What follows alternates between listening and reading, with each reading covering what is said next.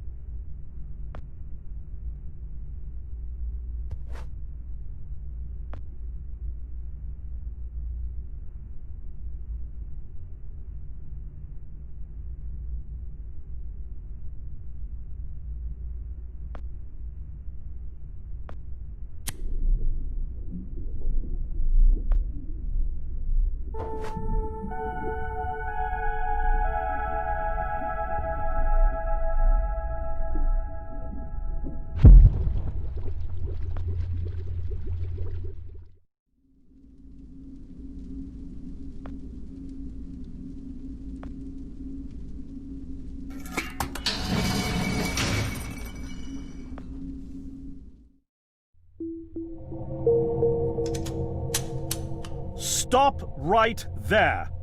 Whoa, wait! Mr. Lambert, sir, it's me, Joe! I don't know you. What are you doing in my house?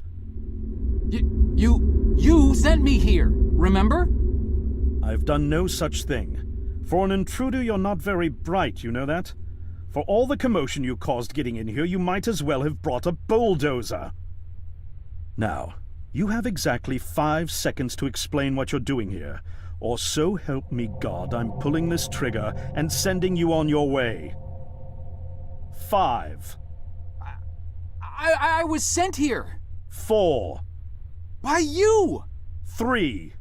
You told me to find you, to warn you about the end of the world. 2. You were old, with white hair, and you got shot. Oh, God, please don't shoot me, Mr. Lambert. You gave me this. It's an chrono. It's a time machine. I gave you that? Yes! I've never seen anything like it, but on the back, that's my family's signet. I made this? It's simply magnificent. I gave this to you? Why? Who are you? Name's Joe, sir. I'm just a janitor at the Archon building. I found you in a room with a big, round door in the basement labs this morning, and you were dying. You said you'd come from 40 years in the future to stop the end of the world. I guess I was the only one around, so you gave me this and told me to find you and tell you all this, and I've been there. The future, I mean. A bunch of times. And you were right, Mr. Lambert. Everyone's gone. My God, so it did come to pass. They really did it, those greedy goddamn bastards. I told them this would happen. Wait, I was dying? How? You said you've been shot. I had to actually find you at the morgue to get this address. Shot? By whom? No, wait. Don't say anything else. You succeeded in finding me, which means anything you tell me from this point on could alter the course of action that brought you to my doorstep. The less I know, the better. So, you've seen the future. What did you see? It's like a bad dream, sir. Everyone's gone. Buildings are coming apart. It's all just quiet. What happened, Mr. Lambert? It is Dr. Lambert. And considering all the effort you just went through to find me, not to mention bearing witness to the horrific outcome of the biggest breakthrough in the history of science, I suppose I owe you some kind of explanation.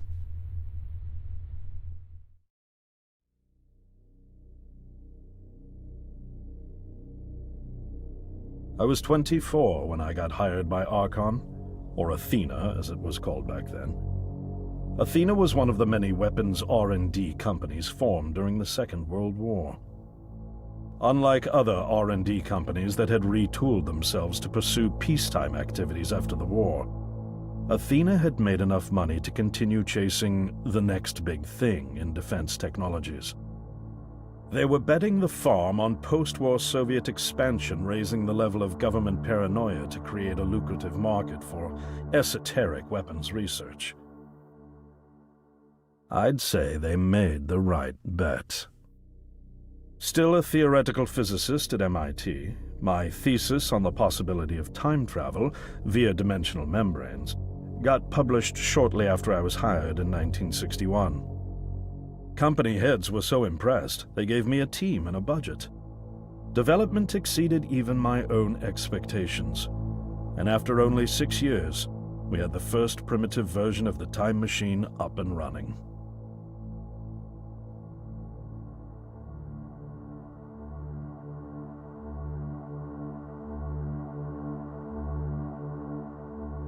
Our first successful trials involved sending simple objects into the future with a timed return. But with Archon running out of money, that was all the company bigwigs needed to secure a big fat contract with the Department of Defense. Apparently, we had sold them on the idea that the technology could be used to go back in time and strangle communism in its cradle. The reality, of course, was that it couldn't. Due to the laws of causality, you can't travel back in time beyond the point where time travel was invented. And sooner or later, we had to explain that to our benefactors. When they started pushing for progress reports, Archon management had to come clean, but instead chose to ease government concerns by claiming the technology could be used to bring back advanced weapons from the future. But this, too, was a lie.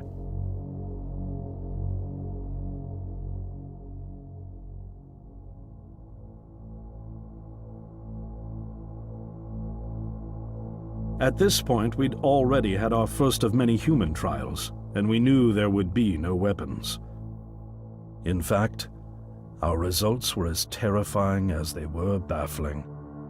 Time pilots returned frenzied and confused, raving about empty streets and human remains. At first, we assumed the city had suffered a Soviet attack in the near future and had been evacuated as a result. But as we pushed on further, the terrible reality became clear. Time pilots started returning fatally ill, dying within a day or two from painful convulsions. Some never returned. We lost several pilots, machine prototypes, and other equipment. When the first contamination erupted in the lab, we were completely unprepared, losing 3 lab technicians to what we later identified as an incredibly aggressive airborne virus.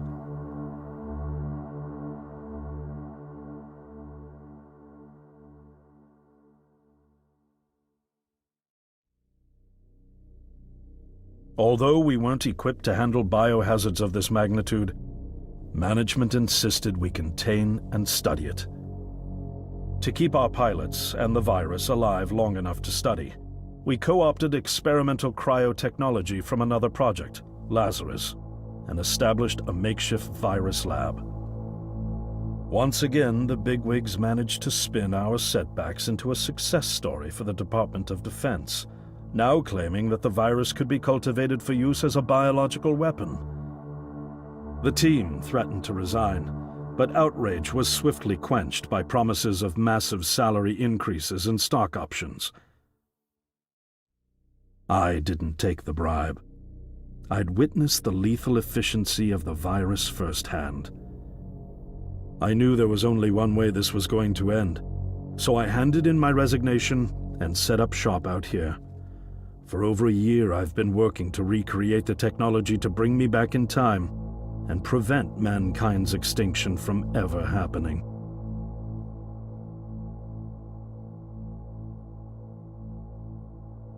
And now you're here, the harbinger of doom at my doorstep, wearing a boiler suit. Who could have imagined that Judgment Day would begin like any other Monday in May? In any case, unfathomable as it may be that you were able to bring this information to me, knowing is only half the battle. Preventing the outbreak will require more than just your tenacity. Me? Wait, what? Yes, I'm afraid I must rely on you one more time. You must go back to Archon and prevent the outbreak. No, that's, I mean, I'm really honored and everything, but... Believe me, you're the last person in the world I want to entrust with this, and I mean that quite literally. But by this time tomorrow, the entire city will have succumbed to chaos, panic, and death. You're here now, and you're all I've got. Wait, but what about you? Can't you fix this, Doc? Don't you have a plan? I can't go myself, because that would break the law of causality. The only reason you are here to warn me now is because I was there to send you. And the only reason I was there to send you is because I was able to bring my work to fruition here. But... We've no time to waste. It's the only way. You told me you found me this morning, correct? Yes, but... That means I failed to stop it, and the outbreak has already begun. The time pilot for today's trial must have brought the virus back from the future, which then somehow got out of the containment chamber and spread. That pilot is Patient Zero. I need you to destroy the supercomputer system controlling the time machine. All the research data is stored there too. You must destroy it before the time machine departs. I'm reconfiguring your device to send you back 1 day earlier. This should allow you ample time to return to Archon and get inside. On the other shore from here, about 500 yards down the road, is a rest stop. You'll find a van there, fueled and ready to go. Oh, I already have a ride. Which won't be there yesterday, you ninny. Now stop interrupting me. One last thing, and I need you to listen carefully because this is very, very important. Make sure you do not meet the earlier version of you. Why? What will happen? No one knows for sure. It's one of the conundrums not yet accounted for. There are theories, of course. None of them pleasant. Now, let's get you ready.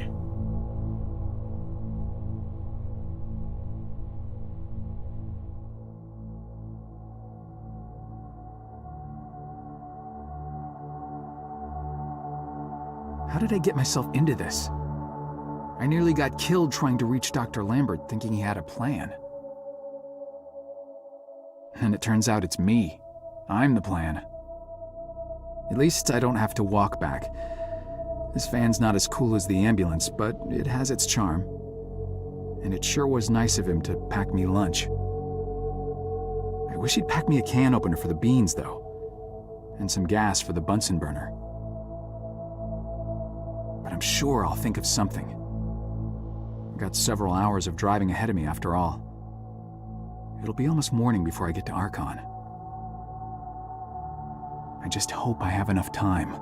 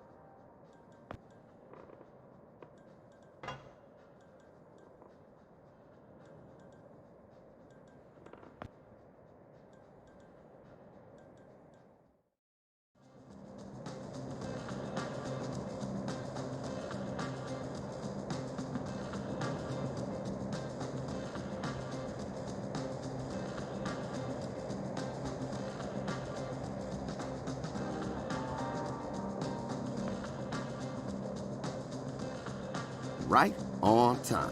Welcome to the hippest joint in town, my man. We so underground, we literally 4 steps below the tarmac. Now what can I do for you? Actually, I just saw the sign. I don't even know what I'm doing here.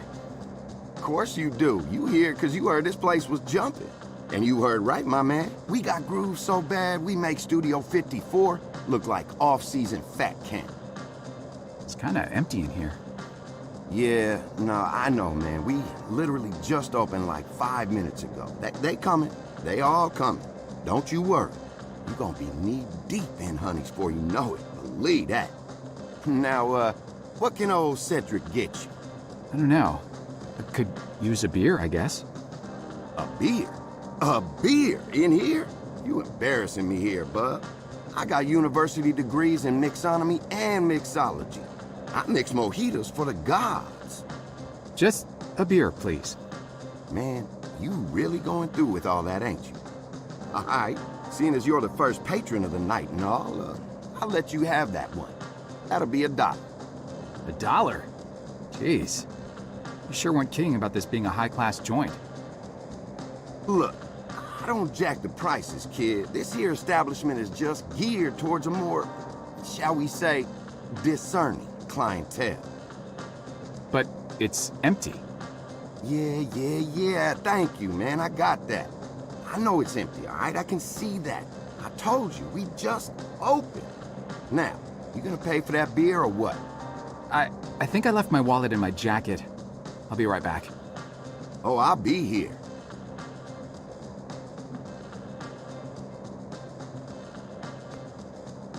Hey, don't you be touching that. Sorry. Just looking.